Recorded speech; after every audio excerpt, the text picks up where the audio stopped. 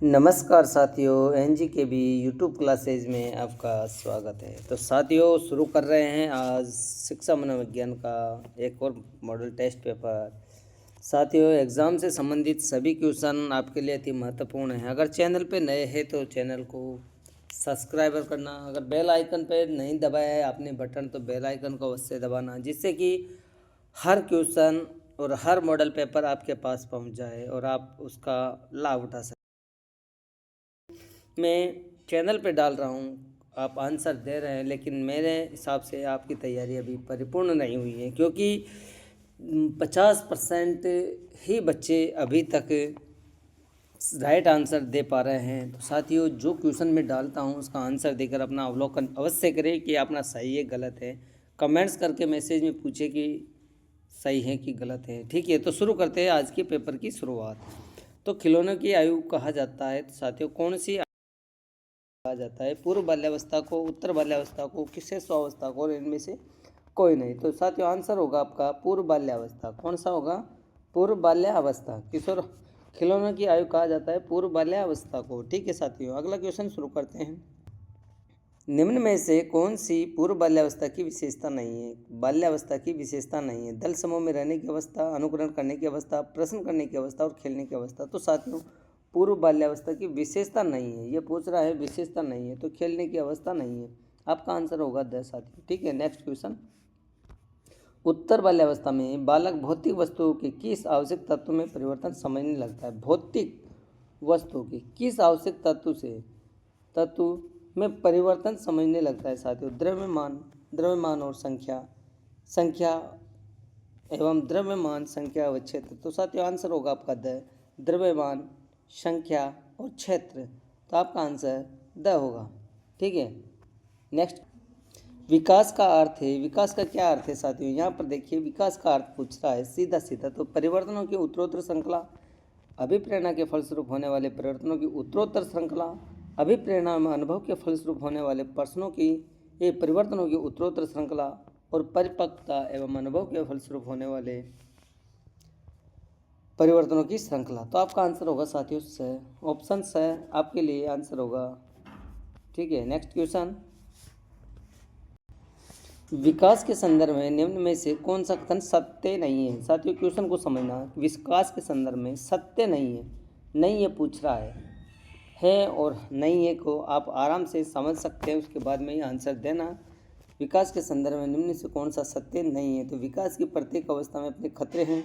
विकास उकसाने बढ़ाने देने से नहीं होता है। विकास सांस्कृतिक परिवर्तनों से प्रभावित होता है। विकास की प्रत्येक अवस्था की अपनी विशेषता होती है। तो आपका आंसर क्या होगा? आंसर होगा आपका साथियों, विकास उकसाने और बढ़ाने से देने से नहीं होता है। ठीक है साथियों, नहीं ये पूछ रहा है तो नहीं बढ़ावा देने से नहीं होता है। ठीक है, आपका आंसर ब होगा।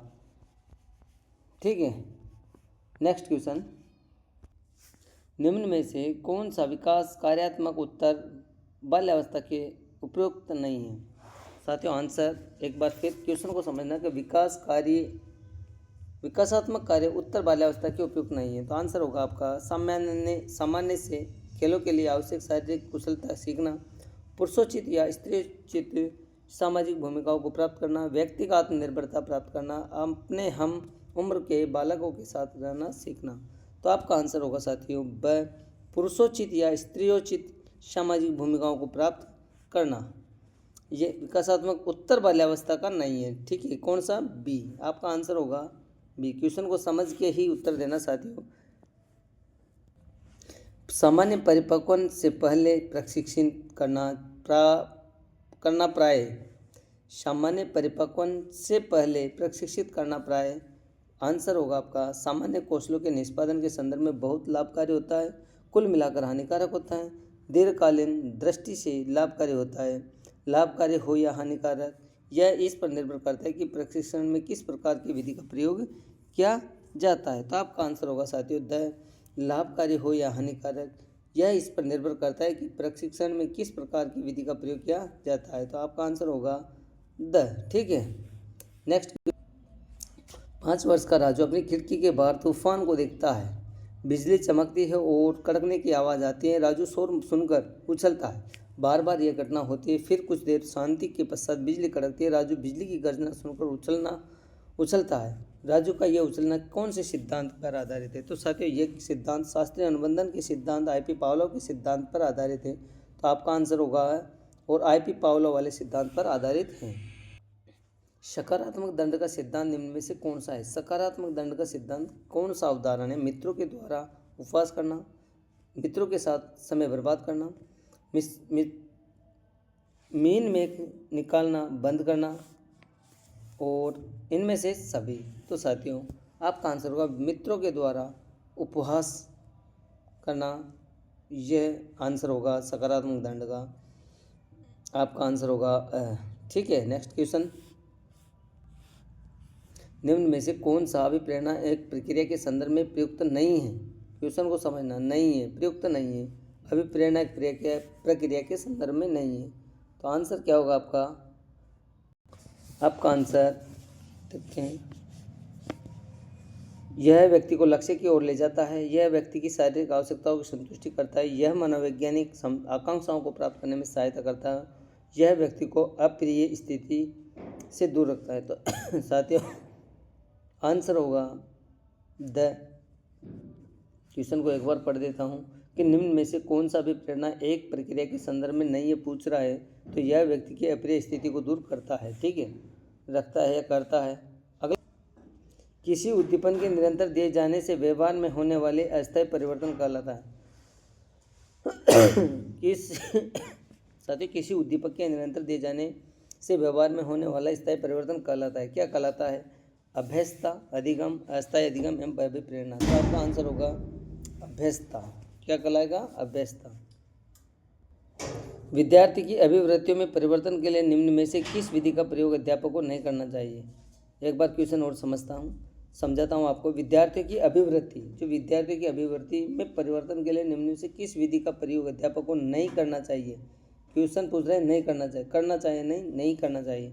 तो अध्यापक को कौन सा परिवर्तन नहीं करना चाहिए? दबाव में किसी बात या विचार के लिए राजी करना, किसी विचार को दोहराना, दृढ़तापूर्वक व्यवहार, किसी प्रशंसनीय व्यक्ति के द्वारा समर्थन में सहवर्ती, संदेह के साथ सहचर्य स्थापित करना। तो आपका आंसर क्या होगा साथियों? आपका आंसर होगा दबाव में किसी बात या विचार के लिए राजी करना, यानी कि अध्यापक को किसी छात्र को जबरदस्ती दबाव में मनाना नहीं चाहिए, ठीक है। तो आपका आंसर होगा नेक्स्ट क्वेश्चन, उपलब्धि अभिप्रेरणा प्रेरक के संबंध में निम्न में से कौन सा कथन सही है? उपलब्धि अभिप्रेरक के संबंध में कौन सा कथन सही है? ठीक है, उपलब्धि अभिप्रेरक जीवित रहने के लिए आवश्यक है।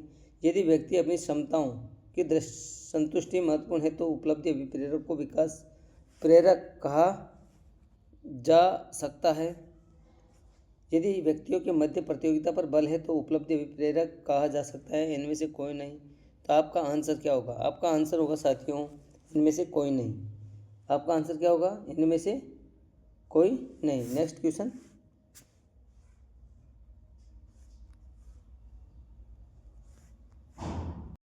छः से 10 वर्ष की अवस्था में बालक रुचि लेना पसंद करते हैं। 6 से 10 वर्ष की अवस्था में बालक रुचि लेना पसंद करते हैं। धर्म में, मानव शरीर में, यौन संबंधों में, विद्यालय में। तो 6 से 10 वर्ष के बालक बाल्यावस्था होती है और उस बाल्यावस्था में विद्यालय में बालक अधिक रुचि पसंद करता है। तो आपका आंसर होगा ठीक है। नेक्स्ट क्वेश्चन, कौन सा सिद्धांत व्यक्त करता है कि मानव मस्तिष्क एवं बर्फ की चट्टान के समान है जो अधिकांश छिपी रहती है? इसमें चेतन के 3 स्तर हैं, गुण सिद्धांत, प्रकाश सिद्धांत, मनोविश्लेषण सिद्धांत और व्यवहार सिद्धांत। तो साथियों आंसर होगा आपका मनोविश्लेषण सिद्धांत। मनोविश्लेषण सिद्धांत इसमें चेतन के 3 स्तर बताए गए हैं, चेतन, अचेतन, अर्धचेतन। कितने बताए? चेतन, अचेतन और अर्धचेतन। तो आपका आंसर होगा सिगमंड फ्राइड के द्वारा बताए गए हैं, ठीक। कुछ लोगों का कहना है कि जब बालकों को गुस्सा आता है तो वे खेलने के लिए चले जाते हैं जब तक कि वे पहले से अच्छा महसूस नहीं करते। उनके व्यवहार में निम्न में से कौन सी प्रतिरक्षा तंत्र परिलक्षित होता है? प्रक्षेपण, विस्थापन, प्रतिक्रिया निर्माण, उदात्तीकरण। तो आपका आंसर क्या होगा साथियों? आपका आंसर होगा विस्थापन। क्या होगा आंसर? विस्थापन। कुछ क्वेश्चन को समझना अच्छी तरह से, एक बार फिर समझाता हूँ, एग्जाम में कई बार आ चुका है। कुछ लोगों का कहना है कि जब बालक को गुस्सा आता है तो वे खेलने के लिए चले जाते हैं और जब तक कि पहले से अच्छा महसूस नहीं करते व्यवहार में निम्न करते हैं। उनके व्यवहार में निम्न में से कौन सी प्रतिरक्षा परिलक्षित होती हैं? जो प्रतिलक्षण तंत्र है वो कौन सा परिलक्षित होता है? तो विस्थापन होता है, यानी कि अपने गुस्से को वो खेल कर थोड़ा स्वभाव को शांत करते हैं। तो आंसर होगा आपका ब। ठीक है, नेक्स्ट क्वेश्चन। समायोजन से तात्पर्य स्वयं का विभिन्न परिस्थितियों में अनुकूलन करना है ताकि संतुष्ट किया जा सके। समायोजन से तात्पर्य है कि स्वयं विभिन्न परिस्थितियों में अनुकूलन करना ताकि संतुष्ट किया जा सके दूसरों के प्रेरकों को, उद्देश्य को और आवश्यकताओं को। तो आंसर क्या होगा साथियों? आंसर क्या होगा समायोजन में? आवश्यकताओं को। आपका आंसर होगा आवश्यकताओं को। आपका आंसर द। ठीक है सर, नेक्स्ट क्वेश्चन। निम्न में से कौन सा व्यवहार भावात्मक बाधा को प्रदर्शित नहीं करता है? कौन सा व्यवहार भावात्मक बाधा को प्रदर्शित नहीं करता है? बाल अपराध, कमजोरों को डराने वाला, भगोड़ा और स्वलीनता। स्वलीनता। तो आंसर क्या होगा? आंसर होगा आपका स्वलीनता। ठीक है, आंसर आपका द होगा। स्वलीनता भावात्मक बाधा को प्रदर्शित नहीं करता है। क्वेश्चन को समझना, नहीं करता है, तो आपका आंसर होगा स्वलीनता। ठीक है, नेक्स्ट क्वेश्चन। निःशक्त बालकों को शिक्षा के लिए प्रावधान किया जा सकता है। निःशक्त बालकों को शिक्षा के लिए प्रावधान किया जा सकता है समावेशी शिक्षा के द्वारा, मुख्य धारा में डालकर, समाकलन द्वारा तथा इनमें से कोई नहीं। तो आपका आंसर होगा साथियों समावेश शिक्षा। समावेश शिक्षा द्वारा बालकों को शिक्षा का प्रावधान किया जा सकता है। ठीक है, निःशक्त बालकों को शिक्षा के लिए कैसे प्रावधान किया जा सकता है? समावेशी शिक्षा के द्वारा। आपका आंसर होगा नेक्स्ट क्वेश्चन। निम्न में से कौन सी मानसिक मंदता की विशेषता नहीं है? मानसिक मंदता की विशेषता नहीं है। बुद्धि लब्धि का 25 से 70 के मध्य, बुद्धि लब्धि का 25 से 70 के मध्य, धीमी गति से सीखने में, दैनिक जीवन की क्रियाओं को ना कर पाना, वातावरण के साथ अनुकूलन में कठिनाई, अंतर व्यक्तिक संबंधों का कमजोर होना। अंतर व्यक्तिक संबंधों का कमजोर होना। तो आपका आंसर होगा अंतर व्यक्तिक संबंधों का कमजोर होना। ठीक है, मानसिक मंदता की विशेषता नहीं है, यानी कि ये विशेषता है, ये विशेषता है, ये विशेषता है, ये नहीं है। तो आपका आंसर द होगा। ठीक है, नेक्स्ट क्वेश्चन। विद्यार्थी के अच्छे मानसिक स्वास्थ्य को बनाए रखने के लिए निम्न में से कौन सा तरीका अधिक महत्वपूर्ण है? कौन सा तरीका अधिक महत्वपूर्ण है? सहशैक्षिक क्रियाओं का प्रावधान, अभिव्यक्ति की स्वतंत्रता, रुचियों की भिन्नता, अध्यापक की भूमिका एवं विद्यालय वातावरण। तो आपका आंसर होगा विद्यालय वातावरण एवं अध्यापक की भूमिका। विद्यार्थियों के अच्छे मानसिक स्वास्थ्य के लिए कौन सा तरीका महत्वपूर्ण है? तो यहाँ पर आपका आंसर होगा द, विद्यालय, अध्यापक की भूमिका और विद्यालय का वातावरण। Next question. कमजोर वर्ग के बालक से तात्पर्य है। कमजोर वर्ग के बालक से क्या तात्पर्य है? ऐसे अभिभावक के बालक से जिनकी आवार्षिक आय कम है, ऐसे अभिभावक के बालक जो वंचित वर्ग में आते हैं, ऐसे अभिभावक के बालक जो गरीब रेखा के नीचे की सीमा में आते हैं, ऐसे अभिभावक के बालक जो सरकार द्वारा निर्धारित न्यूनतम सीमा की वार्षिक आय की सीमा के नीचे के वर्ग में आते हैं। साथियों आंसर होगा आपका द।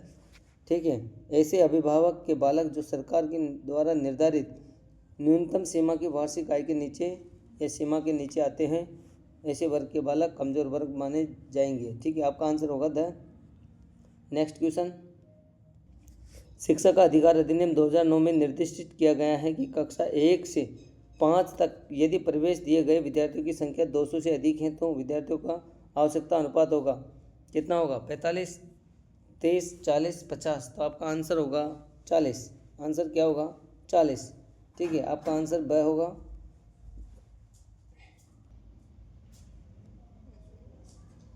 Next question. क्रियात्मक अनुसंधान के संबंध में निम्न में से कौन सा कथन सही नहीं है? क्रियात्मक अनुसंधान में यह अध्यापकों एवं शिक्षा व्यवसाय के जुड़े लोगों के द्वारा किया जाता है या किसी विशिष्ट समस्या के समाधान के लिए किया जाता है। व्यापक स्तर पर निर्णय लेने के लिए सूचना संकलन का कार्य इसमें किया जाता है। स्थानीय स्तर पर रोजमर्रा की समस्याओं के समाधान के लिए क्रियात्मक अनुसंधान किया जाता है। तो आपका आंसर होगा साथियों व्यापक स्तर पर निर्णय लेने के लिए सूचना संकलन का कार्य इसमें किया जाता है। ठीक है, नेक्स्ट क्वेश्चन। निम्न में से कौन सा कथन शिक्षा के बारे में सत्य नहीं है? निम्न में से कौन सा कथन शिक्षा के बारे में सत्य नहीं है? शिक्षण में सुधार किया जा सकता है। शिक्षण में शिक्षक औपचारिक अनौपचारिक होते हैं। यह शिक्षण है साथियों, शिक्षण औपचारिक अनौपचारिक होता है। शिक्षण विज्ञान के साथ साथ कला भी हैं। शिक्षण विज्ञान के साथ साथ कला भी है, ये भी शिक्षण है, यहाँ पे शिक्षण है।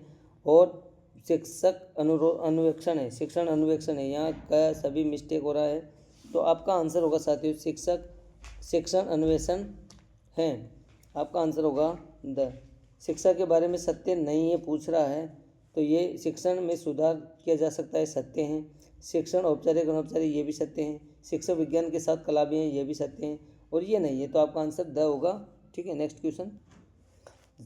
राष्ट्रीय पाठ्य चर्या रूपरेखा 2005 में गुणवत्ता आयाम शीर्षक में अंतर्गत महत्व दिया जाता है। शीर्षक के अंतर्गत महत्व दिया जाता है भौतिक संसाधनों को, शिक्षित एवं अभिप्रेरित अध्यापकों को, बालकों के लिए ज्ञान के संदर्भ में संरक्षित अनुभव को, बालकों के लिए संरक्षित पाठ्यक्रम सुधार को। तो आपका आंसर क्या होगा? आंसर होगा आपका बालकों के लिए संरक्षित अनुभव एवं पाठ्यक्रम सुधार। ठीक है, आपका आंसर द होगा। Next question. राष्ट्रीय पाठ्यचर्या रूपरेखा 2005 के निम्न में से किसी परीक्षा संबंधी सुधारों को सुझाया गया है? कक्षा 10वीं परीक्षा ऐच्छिक, विद्यालय शिक्षा के विभिन्नता समय व्यवस्थाओं पर राज्य स्तर की परीक्षा संचालन और प्रतियोगी परीक्षा को ऐच्छिक, इनमें से कोई नहीं।